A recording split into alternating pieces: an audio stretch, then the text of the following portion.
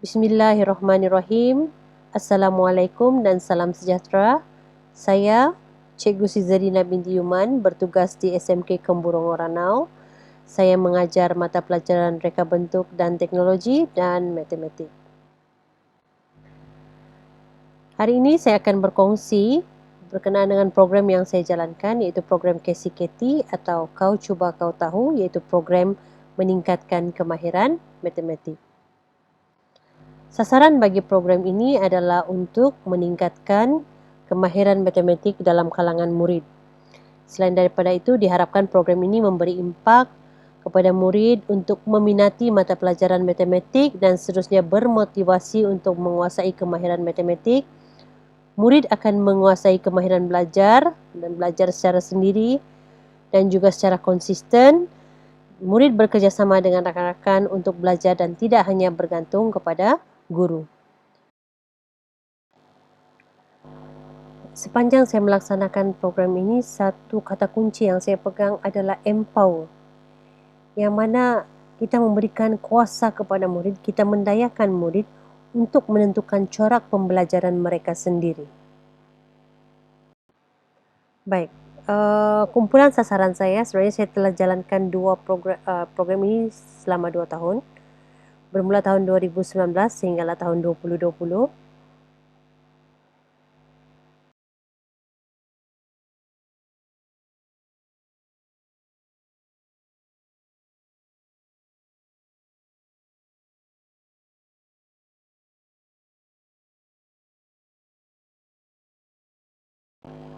Apabila saya menerima murid-murid ini pada pertengahan tahun, Jun 2019, saya telah melaksanakan analisis pencapaian bagi markah peperiksaan pertengahan tahun mereka, dan analisis itu menunjukkan bahawa hanya 5 orang daripada 18 orang murid yang mencapai tahap minimum dalam mata pelajaran matematik, dan GPMP matematik bagi kelas ini adalah 5.67. Kemudian julat markah bagi murid adalah di antara 17 hingga 57 markah.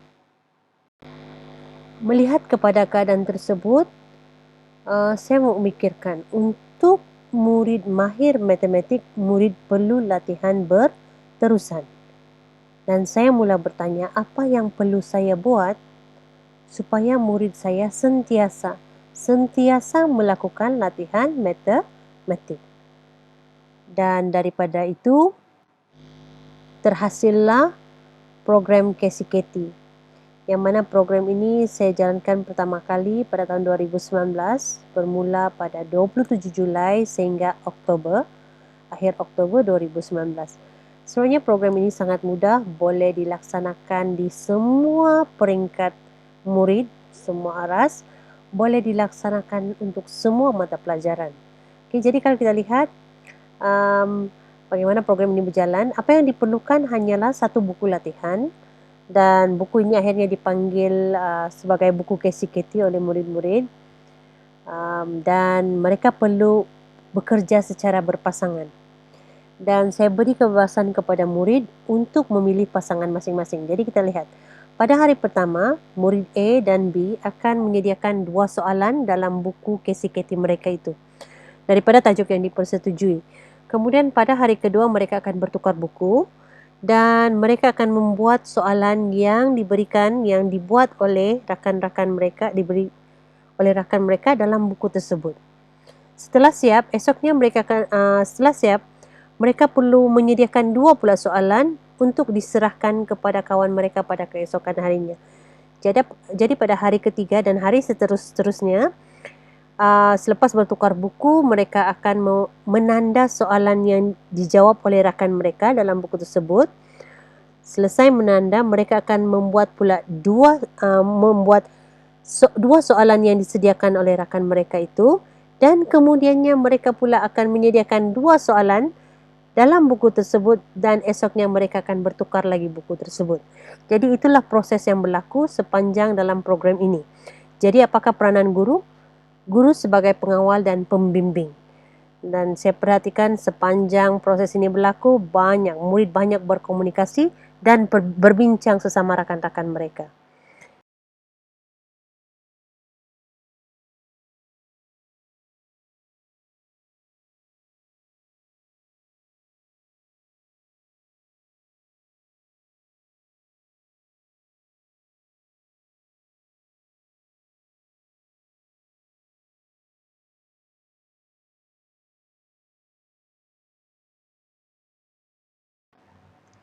Jadi bagaimana saya menyemak hasil kerja murid?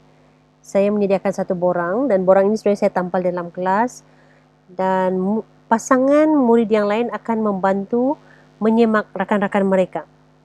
Okey, di mana apabila mereka pada tarikh bilakah mereka selesai 10 soalan dan seterusnya.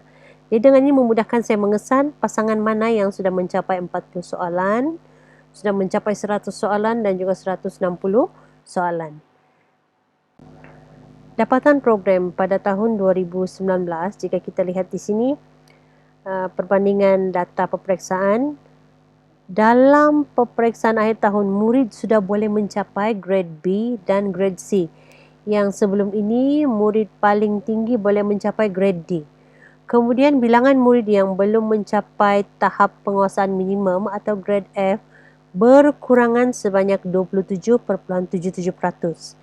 GPMP juga menunjukkan peningkatan sebanyak 0.91 mata dan julat markah juga meningkat di antara 20 hingga 77 markah.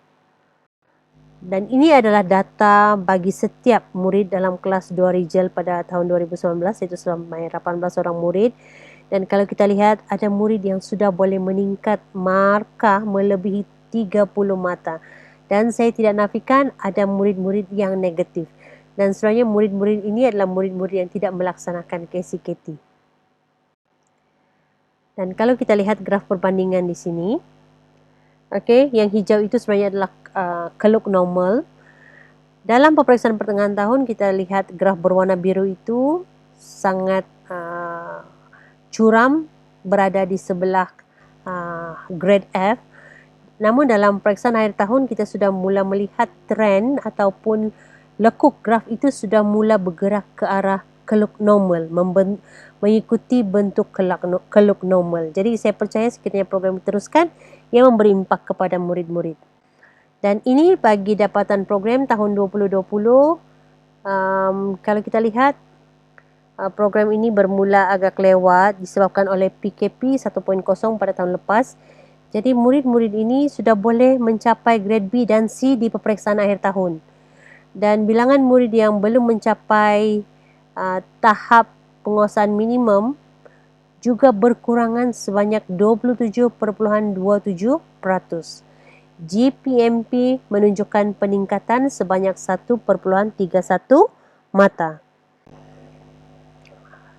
Baik, jadi kalau kita lihat dalam jadual berwarna ungu itu adalah sesi persekolahan pada tahun lepas, di mana pada bulan pertengahan Mac sehingga pertengahan Julai kita dikenakan PKP 1.0.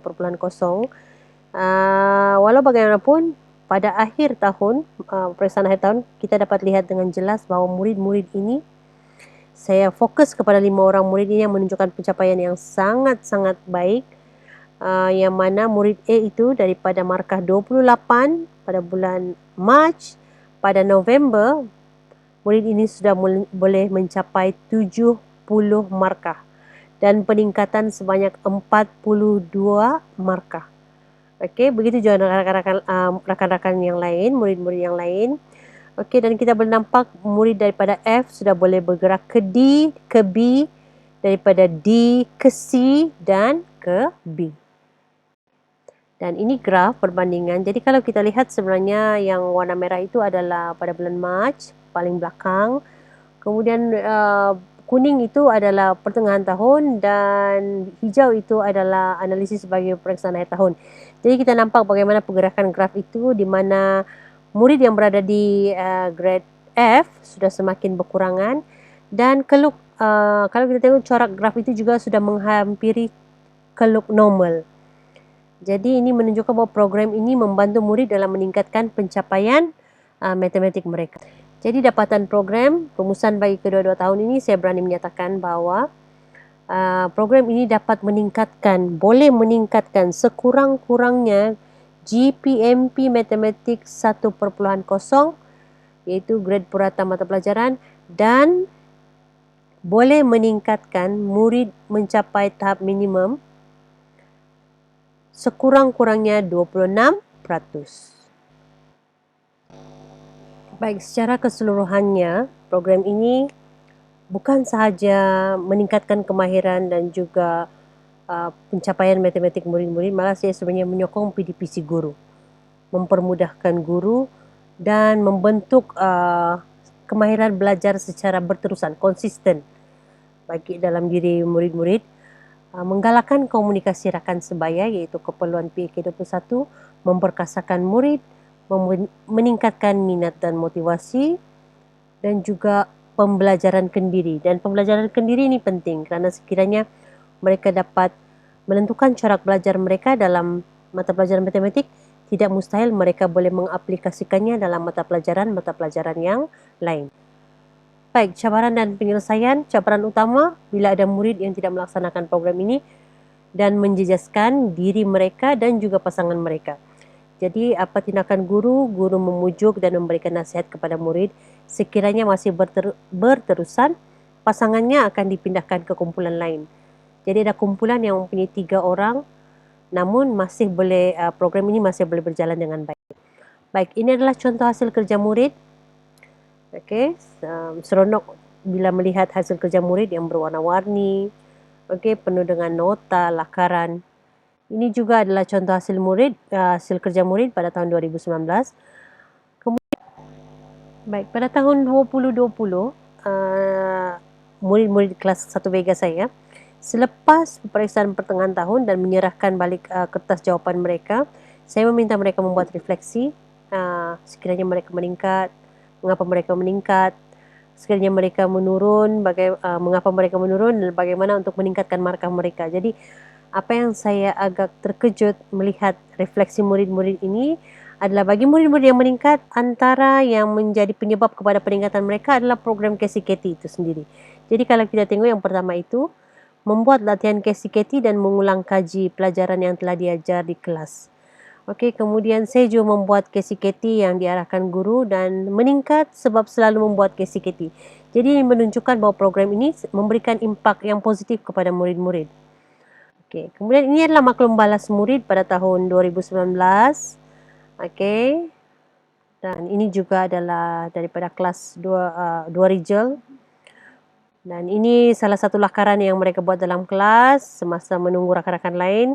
Okey, math is the best. Jadi bagi saya mereka sudah menunjukkan minat dalam matematik.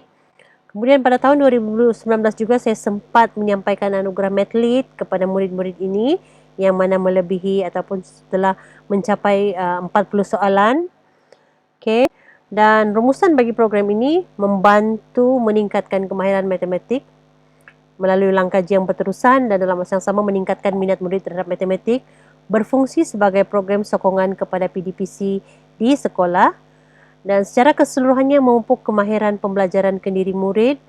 Banyak nilai tambah yang murid perolehi melalui program ini seperti rasa seronok belajar, sikap bertanggungjawab, belajar membuat keputusan, berani mencuba, berkomunikasi dengan rakan dan kemahiran menyelesaikan masalah. Okey, kemudian memperkasakan murid di mana kita empower the student. Dan yang keenam, murid bukan hanya memperoleh ilmu dan kemahiran matematik, malah juga dapat memupuk kemahiran insani ataupun soft skill. Okey. Baik, dengan itu saya ucapkan sekian dan terima kasih.